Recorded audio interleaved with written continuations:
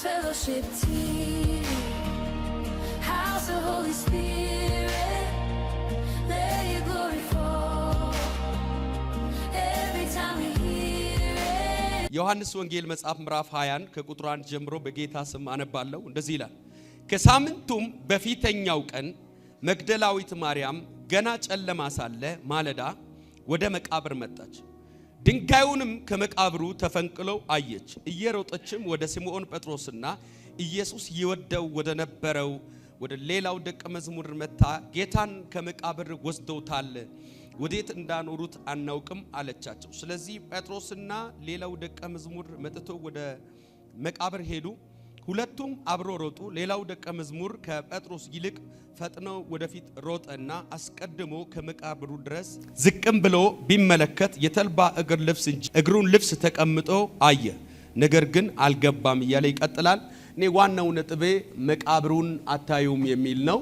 ማርቆስ ጽፍ፣ ማቲያስ ጽፍና ዮሐንስ ጽፍ እንደየ አገላለጻቸው ነው ክፍሉን ያስቀመጡትና ማርቆስ ሲነግረን ማርያምና መግደላዊት ማርያምና ሌላኛዋ ማርያም ማለዳ ሽቶ ገዝቶ መቃብሩን ሊያዩት መጡ ይላል።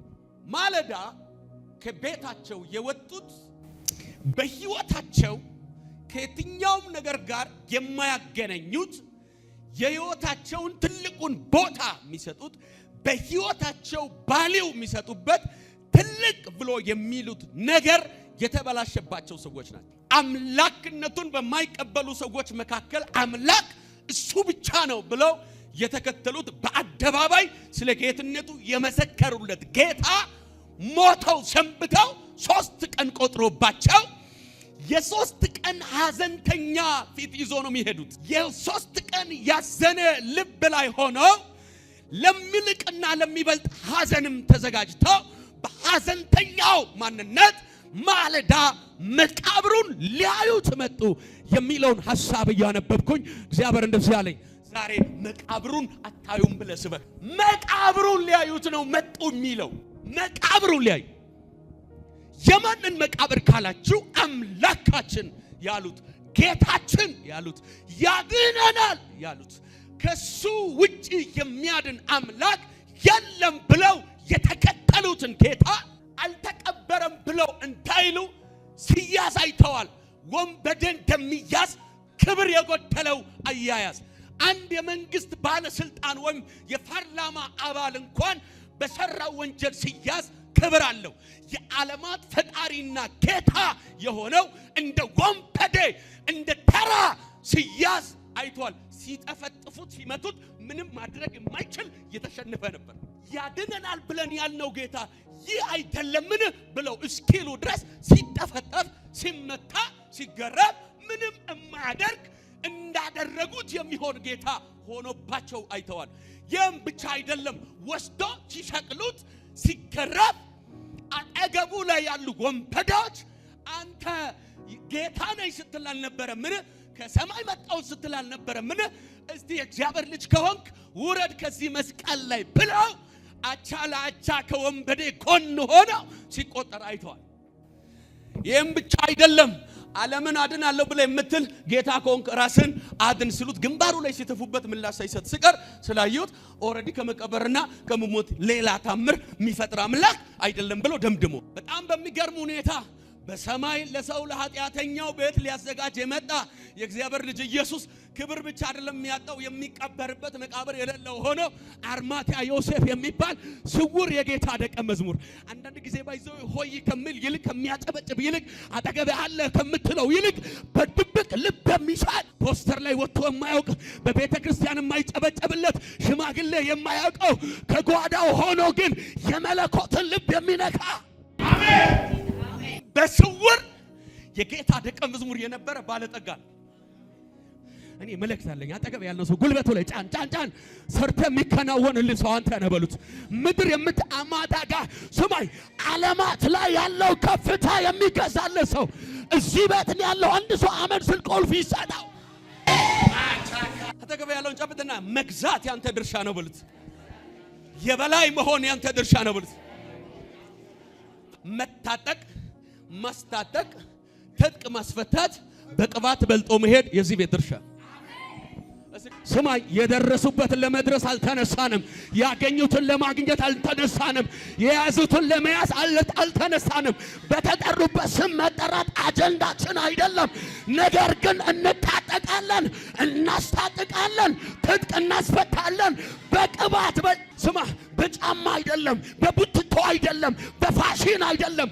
በቅባት በልጬ እገለጣለሁ የሚል አንድ ሰው እንደ ሰከረ ሰው ዘሎ አሜን ብሎ ይውሳል። መቃብር ጋር የሚሄዱት እንደተሳካላቸው ሰዎች በሚመስል ፊት አይደለም። ባይዘይ የሰው ልጅ ሲሳካለትና ሳይሳካለት ፊቱ ራሱ ያስታውቃል።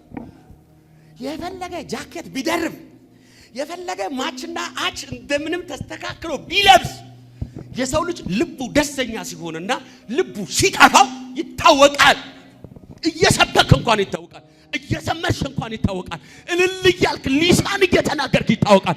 ዛሬ በኢየሱስም ከአንድ ሰው ሕይወት ላይ አስመስሎት የኖረውን የልብ ሐዘን የእግዚአብሔር መልአክ ይገለብጣል። በጣም ደግሞ አሳፋሪው ከዚህ ምንድነው ሐዘናችሁ ተብሎ እንኳን ቢጠየቁ ያድነናል ያሉትን የሞተባቸው። ስለዚህ ትላንት የሚያድን ጌታ ነው ብሎ ለነገሯቸው አሁን ሞቷል ብሎ እንዴት ያወራል? አፋቸው ተዘግቶ መቃብር ጋር ሲደርሱ ገና ከማለዳ ይላል ሌሊታቸውን ተዘጋጅተው የመጡት ለማልቀስ፣ ለማዘን፣ ሐዘንተኛም ለመሆን ልክ መቃብር ጋር ሲደርሱ ድንጋዩ ተንከባሏል። በጣም የሚገርመኝ ነገር እንደዚህ ይላል፣ የእግዚአብሔር መልአክ ድንጋዩን አንከባለው በላዩም ተቀምጦ ነበር ይልና መልአኩም እንደ መብረቅ ልብሱም እንደ በረዶ ነጭ ነበር ይላል። ስማ፣ መብረቅ እንዴት እንደሆነ ታውቃለህ? የት አካባቢ እንዳለፈ አታውቅም። ልብን ይሰነጣጥቃል። መቃብር ጋር ሲደርሱ ልባቸው ውስጥ የገባውን ሐዘን እንደ ሰው ላይ እንደሚያልፍ ጨረር ከልብ ውስጥ የሚያወጣ የመላእክት ጨረር እንዳለፈ ከአንድ ሰው ሕይወት ላይ ዛሬ የሐዘን ጥላጭ በኢየሱስም ይደፋ። እስቲ ከኔ ጋር ማለዳ ይበሉሽ፣ መቃብር ጋር አይሆንም በሉት። አጠገብ ያጨበጠና መጨረሻዬን መቃብር ሰፈር አያዩትም በሉት። የሆነ የሐዘን ሰፈር አያዩትም በሉት። አይሆንም የሚል አንድ ሰው አሜን ይበል። መቃብሩ አናት ላይ የተቀመጠው ድንጋይ ዝም ብሎ ተራ ሰው የሚያንከባለው አይደለም። እቺን ብቻ ነገር ልጸልይላችሁ። አንደኛ ትልቅ ድንጋይ፣ የማዕዘን ስንጣቅ ድንጋይ ላይ ትልቅ ድንጋይ አኖረውበታል። ይህንን ያኖሩትንም ትልቅ ድንጋይ ሳሙዋን እንኳን መተው አንከባላለሁ ብለው እንዳይደፍር ማተም ተደርጎበታል። መንግስታዊ ማተም ነው ያለበት።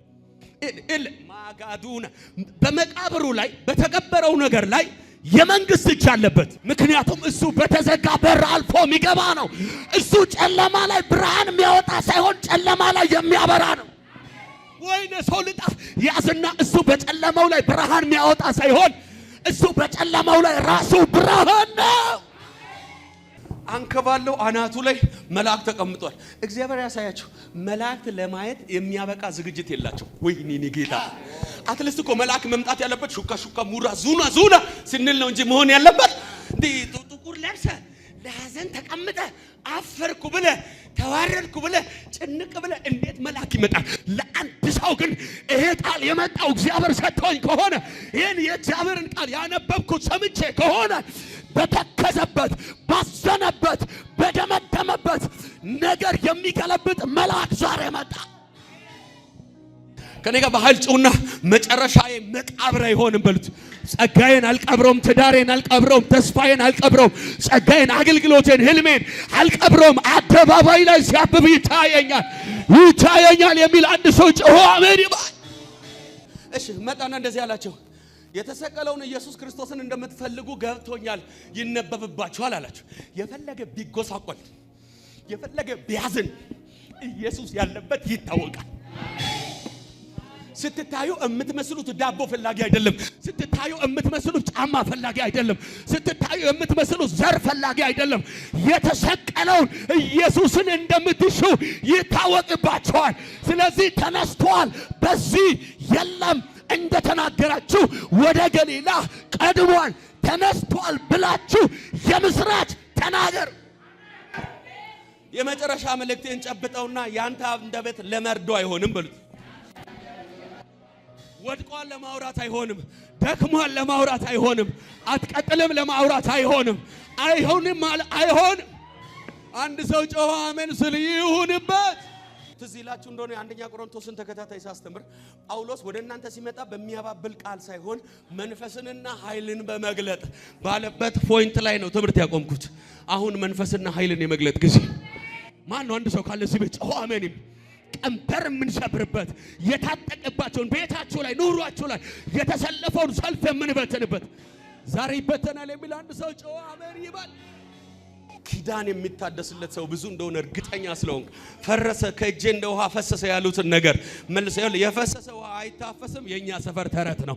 ኢየሱስ ጋር ግን የ4 ቀን ሬሳ ተመልሶ ይወጣል። አንድ ሰው ቆሞ ይጨውና ይችላል ይበል። አጠገብ ያለውን የ4 ቀን ሬሳ ግንዛት አስወልቆ ማልበስ ማስዋብ፣ ወይኔ ሬሳን ማስዋብ ይችላል። Christ Fellowship Team. House of በአንድ ሳምንት ያየሁት ምራክል አሜን። ዘመኔን ሁሉ ለጌታ ለየትም እጅ አላውቅም። በርኩኝና ራስን አላወቅም። 6 ሰዓት ላይ የቆምኩ እኔ አገልግሎቱን የጨረስኩት 9 ሰዓት። የሚታይ ነገር በሌለበት ንፋስ ላይ እግዚአብሔር የሚታይ መኖሪያ ሆኖ እግዚአብሔር የሚታይ መጠጊያ ሆኖ አሜን። አሁን እየኖርክ ያለው እንደዚህ ነው። እውነት ነው። አምልኮ በጨመረ ቁጥር ክብር ይጨምራል፣ እሳት ይጨምራል፣ ትውልድ ይጨምራል። ራሱ ድምፅ አለው፣ ይጣራል። ይህ ሰው ምንም መሆን የማይችል ሰው ነው። እግዚአብሔርን ከመስበክ እግዚአብሔርን ከማገልገል ውጭ Christ Fellowship Team.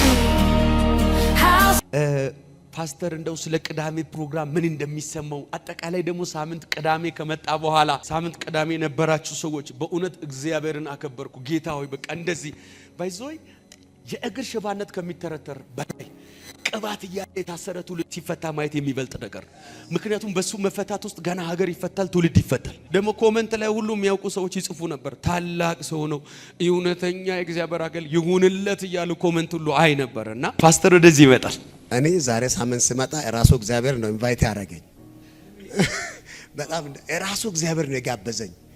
ማቀው ሰው የለ ወደዛ እንሂድ መንገድ የሚያሳየኝ ሰው ራሱ ሰማይ ነው የጋበዘኝ። ክብር ለጌታ ይሁን። ያው የጋበዛኝ ሰማይ እዚህ ተቀበለኝ ማለት ነው። በእውነት እግዚአብሔር ለዘላለም የተባረከ ይሁን።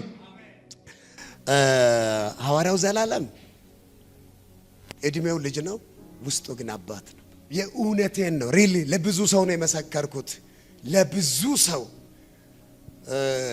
ትልቅ የሆነ የአባትነት በቃ ክንፉ የሰፋ ዳርቻው የሰፋ እንደ ጥላው እንደ ዋርካ ዛፍ የሰፋ የአባትነት መንፈስ እግዚአብሔር በእሱ ላይ አስቀምጧል። ሃሌሉያ! አባት የሆነው እግዚአብሔር የአባትነትን መንፈስ በእሱ ላይ ስላስቀመጠ በጣም ደስ ብሎኛል። ያከበርከው እግዚአብሔር ለዘላለም ክብርህ ነው። መጽሐፍ ባይዘው እንደዚህ ይላል፣ ያከበሩኝን አከብራለሁ፣ የናቁኝ ይናቃለሁ። እግዚአብሔር ካከበሩት ጋር ነው። በዘመናት መካከል እግዚአብሔር ካከበሩት ጋር ነው። ከሰበኩት ጋር አይደለም፣ ከጸለዩት ጋር አይደለም። እግዚአብሔር ካከበሩት ጋር ነው።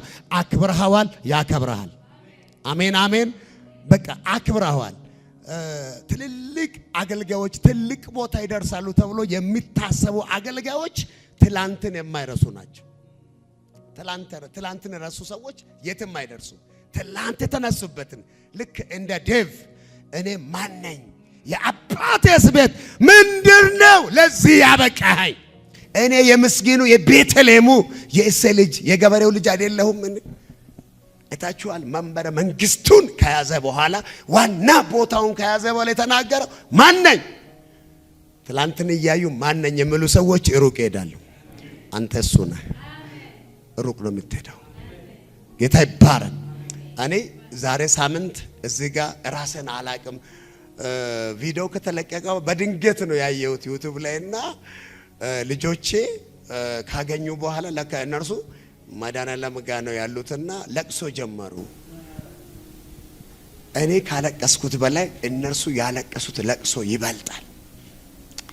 የእነርሱ ለቅሶ ደግሞ ወደ ሌላ ስፒሪት አስገባኝ፣ ወደ ሌላ መጽናናት አስገባኝ። ለካ ትክክለኛ ቦታ ላይ ነው የተገኘሁት። እግዚአብሔር መቼም ተሳስቶ አያውቅም። ሃሌሉያ! እግዚአብሔር የተባረከ ይሁን። ክብር ለጌታ ለኢየሱስ ይሁን። በጣም የሚገርመው ዛሬ ሳምንት እዚህ ተጸልዮልኝ ሄድኩኝ። ሮብ ዕለት አዳማ ነበርኩ። አዳማ ገንዳራ የጸሎት ህብረቶች ለሳምንት ለምሽግ የገቡ ነበሩና እነርሱ ኢንቫይት አድርገውኝ እነሱ ጋር ነበርኩኝና ራስን አላወኩ። 6 ሰዓት ላይ የቆምኩ እኔ አገልግሎቱን የጨረስኩት 9 ሰዓት። እሱም በቅቶኝ ሳይሆን የግድ በቃ ማቆም ስላለብኝ 6 ሰዓት ቆምኩ። ሰውዬ እያበድኩ 9 ሰዓት ላይ ቆምኩ ማለት ነው። አሉቫቲያ ካንታ ኤቫላራ ሻካቲያላ ኢየሱስ ጌታን። ክብር ለጌታ ለኢየሱስ ይሁን። እግዚአብሔር ጀምሯል። እስኪ እግዚአብሔር በእኔ ጀምሯል በሉ። ገነት ገብቻለሁ እዚሁ ምድር ላይ አልጠብቅም ገና እስኪሄድ ሰማይ ላይ አናስነካም። ታማኝ በገባበት ቦታ ሁሉ ለማን? ለእግዚአብሔር። እስኪ ለእግዚአብሔር በሉ። ታማኝነት ለማን?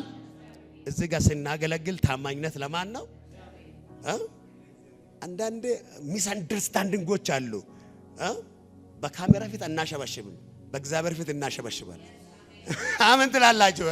ኧረ አሜን በል። ኢየሱስ ጌታ ነው። ለእግዚአብሔር እንጨፍራለን፣ ለእግዚአብሔር እንዘምራለን። ስብከት ለእግዚአብሔር ይሆናል፣ ትንቢት ለእግዚአብሔር ይሆናል፣ ተአምራቱ ለእግዚአብሔር ይሆናል። የምናደርገውን አጠቃላይ ከክብሩ አንጻር እናደርጋለን። ይሆንባችሁ። በቃ እኔ ሐዋርያው ዘላለም ያኛል ብዬ ምንም ማረጋው ነገር የለም። በታማኝነት ለእግዚአብሔር የማይያዝ መልካም መንፈስ አሜን ትላላችሁ? የማይጠፋ የጸሎት እሳት እግዚአብሔር የሚሰራው ተአምራት እዚህ ቤት እንደ መተንፈስ ይሆናል። ተአምራት እንደ መተንፈስ ነው አልኩ አይደለ? እግዚአብሔር ይሄን ያደርጋል። አሜን አሜን። ይህ ሆኗል። በኢየሱስም መልካም መንፈስ ይብዛላችሁ፣ የጸሎት መንፈስ ይብዛልን፣ ታማኝነት ይብዛበን። አሜን አሜን። ታማኝነት በሰዓት፣ ታማኝነት በጊዜ፣ ታማኝነት በመስጣት፣ ታማኝነት በአገልግሎት። ጨረስኩ። እግዚአብሔር ዘመናችሁን ይባርክ። የአስቴር መዝሙር የምትዘምረው የእሷን መዝሙር በዛው ስብከት ሰብከው ነበር እና በጣም ታመምኩኝ። ወደ ኢትዮጵያ ልመጣ ስል ነሐሴ ላይ በጣም ታመሜ ነበር። መስከረም ላይ ነበር መጣለው እያሰብኩት ወደዚህ ማለት ነው። ልመጣ ስል በጣም ታመምኩኝ። ስታመም አንተ ዩቲዩብ ላይ ይህን መዝሙር እየዘመረች እያለ በዛው ቃል ስታካፍል አየሁና ስልኩን ወሰድኩኝ። ከዛ ለአንተ ደወልኩልህ።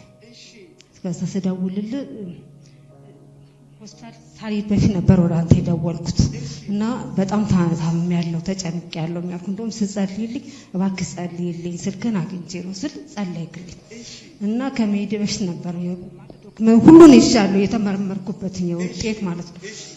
ከዛ ሲሄድ ጸለይክልኝ። እየፈራሽው በጣም ፈርተሻል፣ ግን የፈራሽው አይሆን ሄድኩኝ። ከዛ የሰማሁት ግን ሌላ ነበር፣ በጣም ከባድ ነገር። ግን በቃ ተስፋ አልቆረጥኩም፣ ምክንያቱም ስለተናገርከኝ በቃ ይሄ አይሆንም ብዬ እንትን አልኩኝ። በዛ አምኜ ተቀመጥኩ ማለት ነው። እና በቃ እግዚአብሔር ረድቶኝ ወደዚህ መጣሁ። እዚህ ደግሞ ከመጣሁኝ አንድ ስልክ አንስተ ብዙ ጊዜ አነጋግረኛል ማለት ሁሌም በደወል ቁጥር አገኘ ነበርና ጌታ ይባርከው። ይሄንን እንኳን እቺ እግዚአብሔር እንደዚህ ያነሳህ እንኳን መጸለይ ትልቅ ነገር ነው። ይሄንን እንኳን እጄ መናገር አለብኝ ብዬ ለእቴ ነገርኳት። በቃ እሷ ደግሞ ያው ፈላልቀል መጣ ማለት ነው። ሐኪም ቤት ከመሄድሽ በፊት የፈረሽው አይሆንም ብዬ ተናገርኩ። አዎ ጸለይክልኝ። ከዛ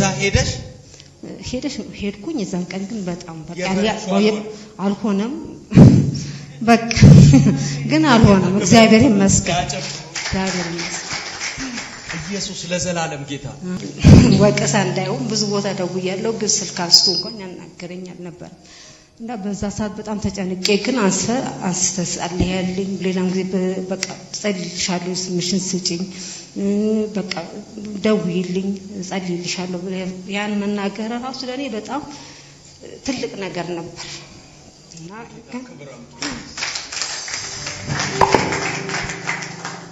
የአባቶች አምላክ ምስጋና እንድትቀበል የተገባ አምላክ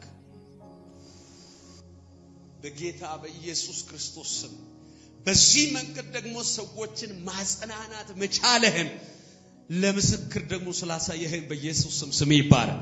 ከዚህ ቤት ግን አሁን ስትወጣ እባብን ግንጥን በኢየሱስ ስም እሾህን የምትረግጥበት ኃይልን በኢየሱስ ስም በላዩ ላይ ያስቀመጥኩ የበሽታ አዋጅ ከትውልዷ ላይ በደም ኃይል የታጠበ ይሆን። አባቶች አምላክ ልዑል እግዚአብሔር ሆይ ያው ደም አድርገ ይህንን ውሃ ቀየርኩት። እዚህ ከተማ ብቻ ሲሆን የምትገባበት ይዛ ብትገባ ዓለም ልትለውጥ የማትችለውን ነገር የሚለውጥ ኃይል በኢየሱስ ስም በዚህ ውሃ ላይ ይቀመጥ። ከዚህ ደቂቃ በኋላ መፍትሄ ፈላጊ ሳይሆን መፍትሄ ሰጪ ትሆን ዘንድ የመንፈስን ኃይል በዚህ ውሃ ላይ አኖርኩ በኢየሱስ ደም። ትንቢታዊ የሆነ አዋጅ እንከፋፈላለን።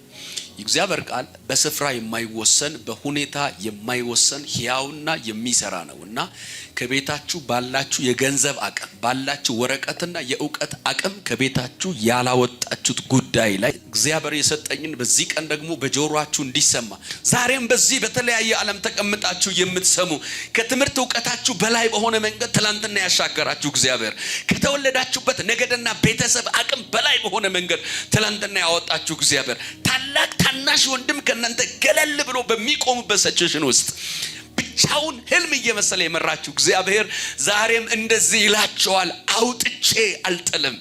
አባት አውጥቶ ይጥላል፣ ባል አውጥቶ ይጥላል፣ ምስት አውጥታ ትጥላለች፣ ወንድም ረዳሃለሁ አግዛለሁ ና እኔ ጋር ታርፋለህ ብሎ ይደክመዋል፣ ያበቃል። እርዳታውን የሆነ ቦታ ላይ ክንዱ ይዝለዋል።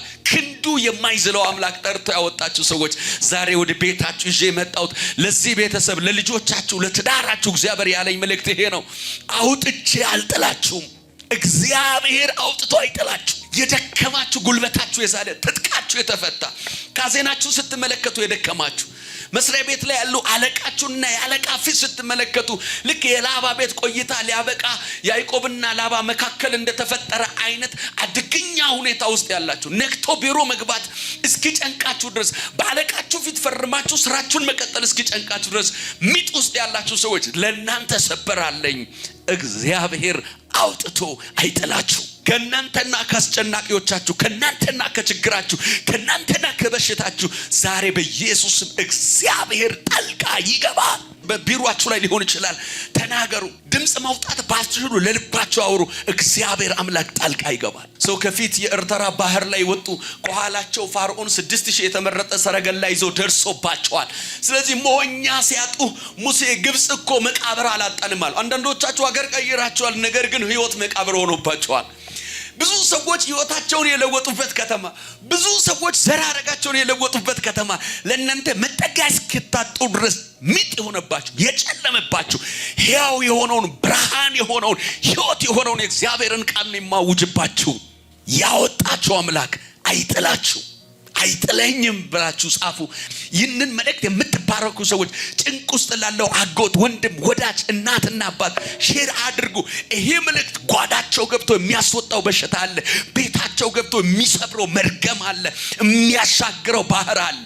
ሙሴ ግራ እስኪገባው ድረስ የእስራኤል ህዝብ እኛ መቃብር መቼ አጣን አሉ። ሞት ላይ ቀር ጮማ እየበላን ሞት ነበር አሉ። ይህንን ጊዜ ሙሴ ወደ እግዚአብሔር ጮኸ። እግዚአብሔር ሙሴ እንደዚህ አለው፣ ስለምን ትጮህብኛለህ? እጅ ላይ ያለውን በትር አንሳና ባህርን ክፈለዋል። ወገኖቼ መጽሐፍ እንደዚህ ይላል፣ ቀን በደመና አምድ ሌሊት በእሳት አምድ እስራኤልን ይመራ የነበረው የእግዚአብሔር መልአክ ከግብፃውያንና ከእስራኤላውያን መካከል ገብቶ ጣልቃ ገብቶ ቆመ ይልና ሌሊቱን ሙሉ እዚህ በኩል ብርሃን እዚህ በኩል ጨለማ ሆነ ይላል። የሚገርማችሁ ንጋት እስኪሆን ድረስ እርስ በራሳቸው መቀራረብ እስከማይችሉ ድረስ አያካታባ መነካካት እስከማይችሉ ድረስ ድንበር ለድንበር መጠጋጋት እስከማይችሉ ድረስ በግብፃውያንና በእስራኤላውያን መካከል እስራኤልን ይመራ የነበረው የእግዚአብሔር መልአክ ጣልቃ ገብቶ ቆመ። ለአንድ ሰው አውጃለሁ፣ ከፈራችሁ ነገርና ከእናንተ መካከል አሁን በሰማችሁት በዚህ ቃል ከዚህ ቀን ከዚህ ሰዓት ጀምሮ እግዚአብሔር ጣልቃ ይገባ። ይህንን መልእክት ይዘን ፊታችሁ የመጣ ነው። ጊዜ ማጥፊያ ፍለጋ አይደለም።